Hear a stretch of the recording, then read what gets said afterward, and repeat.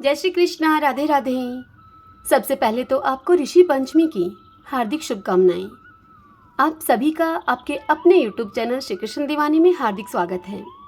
आज आप सुनेंगे ऋषि पंचमी व्रत की कथा, विधि और महिमा।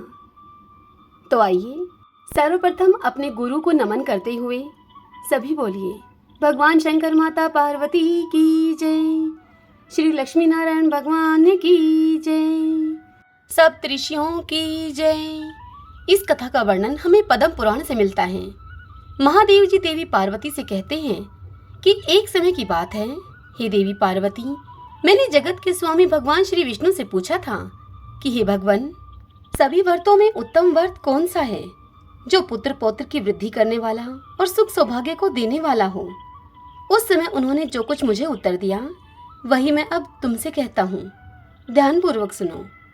श्री विष्णु जी मुझे बोले कि हे महाबाहु शिव, पूर्व काल में देव शर्मा नाम के एक ब्राह्मण थे जो कि वेदों के पारगामी विद्वान थे और सदा ही स्वाध्याय में ही लगे रहा करते थे।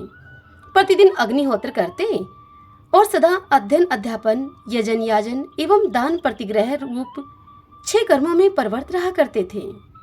सभी वर्णों के लोगों में उनका बड़ा ही मान था। वे पुत्र पशु और बंधु बांधव सभी से संपन्न थे।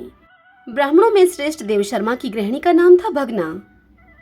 वे ब्राह्मण देव शर्मा भादों के शुक्ल पक्ष में पंचमी तिथि के आने पर तपस्या व्रत पालन के द्वारा इंद्रियों को वश में रखते हुए पिता का एकोदिष्ट श्राद्ध किया करते थे। पहले दिन रात्रि में सुख और सौभाग्य को प्रदान करने वाले ब्राह्मणों को भी निमंत्रण देकर आते और निर्मल प्रभात काल के आने पर दूसरे नए नए बर्तन मंगाते और फिर उन बर्तनों में अपनी स्त्री को कहकर भोजन तैयार कराते थे। वह भोजन 18 रसों से युक्त एवं पितरों को संतोष प्रदान करने वाला होता था। वह भोजन तैयार होने पर वे पृथक पृथक ब्राह्मणों को बुलावा भेजकर बुलवाते थे। एक बार उस समय पर निमंत्रण पाकर समस्त वेदपाठी ब्राह्मण दोपहरी में देव शर्मा के घर उपस्थित हुए। विप्रवर देव शर्मा ने अर्घ्य पाद आदि निवेदन करके विधि पूर्वक उन सभी का स्वागत सत्कार किया। फिर घर के भीतर जाने पर सभी को बैठने के लिए आसन दिया और विशेष रूप से मिष्ठान के साथ उत्तम अन्न उन्हें भोजन करने के लिए परोसा। साथ ही विधि पूर्वक पिंडदान की पूर्ति करने वाला श्राद्ध भी किया। इसके बाद पिता का चिंतन करते हुए उन्होंने उन ब्राह्मणों को नाना प्रकार के वस्त्र, दक्षिणा और तांबूल निवेदन किए। फिर उन सभी को विदा किया। वे सभी ब्राह्मण आशीर्वाद देते हुए वहां से चले गए। तत्पश्चात अपने सगोती, बंधु बांधव तथा अन्य और भी जो लोग भूखे थे उन सभी को उन देव शर्मा ब्राह्मण ने भोजन करवाया।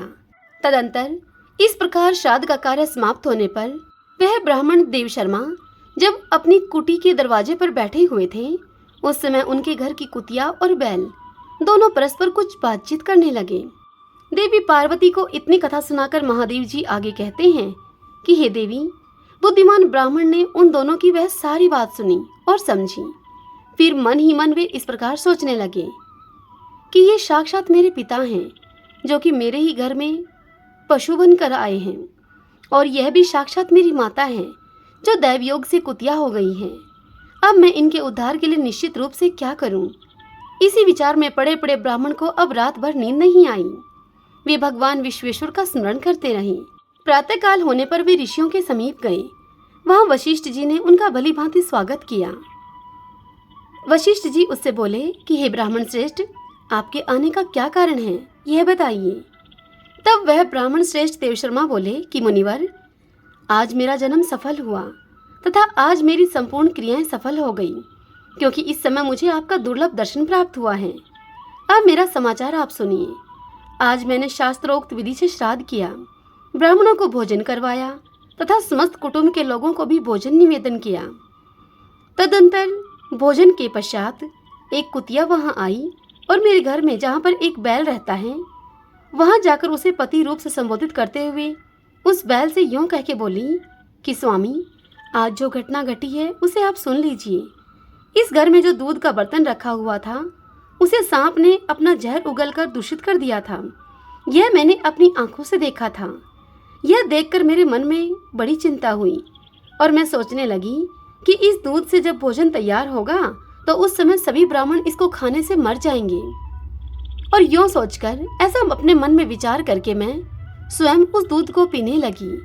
इतने में ही हमारी बहू की दृष्टि मुझ पर पड़ गई। उसने मुझे खूब मारा। मेरा अंग भंग हो गया है। इसी कारण से मैं लड़खड़ाती हुई चल रही हूँ। क्या करूँ? बहुत दुखी हूँ मैं। कुतिया के द्वारा उस बैल को इतना बताए जाने पर कुतिया के दुख का अनुभव करके बैल ने भी उस कुतिया से कहा कि अब मैं अपने दुख का कारण तुम्हें बताता हूँ। सुनो, मैं पूर्व जन्म में इस ब्राह्मण का साक्षात पिता था। आज इसने ब्राह्मणों को भोजन करवाया और प्रचुर अन्न का दान भी किया है, किंतु मेरा आगे इसने घास और जल तक भी नहीं रखा। इसी दुख से मुझे आज बहुत कष्ट हुआ है। वशिष्ठ मुनि से देव शर्मा इतनी बात कहकर आगे कहता है कि हे मुनिश्रेष्ठ, उन दोनों का यह कथांक सुनकर मुझे रात भर नींद नहीं आई। हे मुनिश्रेष्ठ, मुझे तभी से बड़ी चिंता हो रही है कि मैं वेद का स्वाध्याय करने वाला हूँ। वैदिक कर्मों के अनुष्ठान में मैं कुशल हूँ, फिर भी मेरे माता और पिता को महान दुख सहन करना पड़ रहा है। इसके लिए मैं अब क्या करूँ? यही सोचता विचारता हुआ मैं आपके पास आया हूँ। आप ही मेरा कष्ट दूर कीजिए। यह सुनकर वशिष्ठ मुनि बोले देव शर्मा से कि हे ब्राह्मण, उन दोनों ने पूर्व जन्म में जो कर्म किया है, अब तुम उसे सुनो। ये तुम्हारे पिता परम सुंदर कुंडिन नगर में श्रेष्ठ ब्राह्मण रहे हैं। एक समय भादों के महीने में पंचमी तिथि आई थी। तुम्हारे पिता अपने पिता के श्राद्ध आदि में लगे हुए थे, इसलिए उन्हें पंचमी के व्रत का ध्यान ही नहीं रहा। उनके पिता की शाह तिथि थी।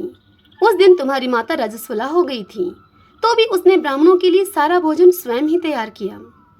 रजस्वला स्त्री पहले दिन चांडाली, दूसरे दिन ब्रह्मघातनी और तीसरे दिन धोबिन के समान अपवित्र बताई गई है। चौथे दिन उसकी शुद्धि होती है। तुम्हारी माता ने इसका विचार नहीं किया, अतः उसी पाप से उसको अपने ही घर की कुतिया होना पड़ा है, और तुम्हारे पिता भी इसी कर्म से बैल बने हुए हैं। यह सुनकर देव शर्मा ने कहा मुनिश्रेष्ठ वशिष्ठ से कि उत्तम व्रत का पालन करने वाले हे मुने, मुझे कोई ऐसा व्रत, दान, यज्ञ और तीर्थ बतलाइए जिसके सेवन मात्र से मेरे माता पिता की मुक्ति हो जाए। तब मुनिश्रेष्ठ वशिष्ठ जी बोले कि हे देव शर्मा, भादों के शुक्ल पक्ष में जो पंचमी आती है उसका नाम ऋषि पंचमी है। उस दिन नदी, कुएं, पोखरे अथवा ब्राह्मण के घर पर जाकर तुम स्नान करो। कलश के ऊपर एक पात्र रखकर उसे तीनी के चावल से भर दें। उस पात्र में यज्ञोपवीत, स्वर्ण तथा फल के साथ ही सुख और सौभाग्य को देने वाले 7 ऋषियों की स्थापना करो। ऋषि पंचमी के व्रत में स्थित हुए पुरुषों को उन सबका आह्वान करके पूजन करना चाहिए। तिन्नी के चावल का ही नैवेद्य लगाएं और उसी का भोजन करें। केवल एक समय भोजन करके व्रत करना चाहिए। उस दिन परम भक्ति के साथ मंत्रों का उच्चारण करते हुए विधि पूर्वक ऋषियों का पूजन करना उचित है। पूजन के समय ब्राह्मण को दक्षिणा और घी के साथ विधि पूर्वक भोजन की सामग्री का दान देना चाहिए तथा समस्त ऋषियों की प्रसन्नता ही इस दान का उद्देश्य होना चाहिए। तदंतर ऋषि पंचमी व्रत के महात्म्य की कथा को सुनकर ऋषियों की प्रदक्षिणा करें और सबको पृथक पृथक धूप, दीप तथा नैवेद्य निवेदन करके अर्घ्य प्रदान करें। अर्घ्य देते समय इस प्रकार से कहें कि हे ऋषिगण, आप सदा ही मेरे व्रत को पूर्ण करने वाले हों। मेरी द्वारा की हुई इस पूजा को आप स्वीकार करें। सब ऋषियों को मेरा नमस्कार है। पुलसत्य, पुलह, क्रतु, प्राचेत्स, वशिष्ठ, मारीच और आत्रेय ये मेरा अर्घ्य ग्रहण करें। आप सब ऋषियों को मेरा प्रणाम है। इस प्रकार मनोरम धूप, दीप आदि के द्वारा ऋषियों की पूजा करनी चाहिए। इस व्रत के प्रभाव से पितरों की मुक्ति होती है।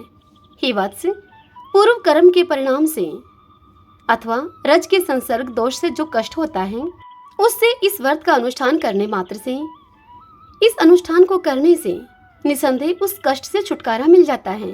देवी पार्वती को इतनी बात बताकर महादेव जी आगे कहते हैं कि हे पार्वती, यह सुनकर देव शर्मा ने माता पिता की मुक्ति के लिए ऋषि पंचमी व्रत का अनुष्ठान किया।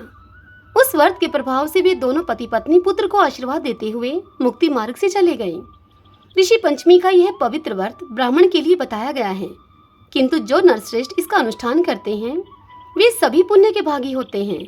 जो श्रेष्ठ पुरुष इस परम उत्तम ऋषि व्रत का पालन करते हैं वे इस लोक में प्रचुर भोगों का उपभोग करके अंत में भगवान श्री विष्णु के सनातन लोक को प्राप्त होते हैं।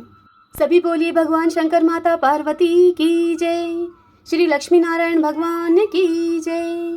सप्तऋषियों की जय। यह कथा और यह विधि यदि आपके लिए उपयोगी रहे तो इस वीडियो को आप लाइक करें, अपने अपनों के साथ शेयर करें और कमेंट बॉक्स में सप्तऋषियों की जय लिखिएगा।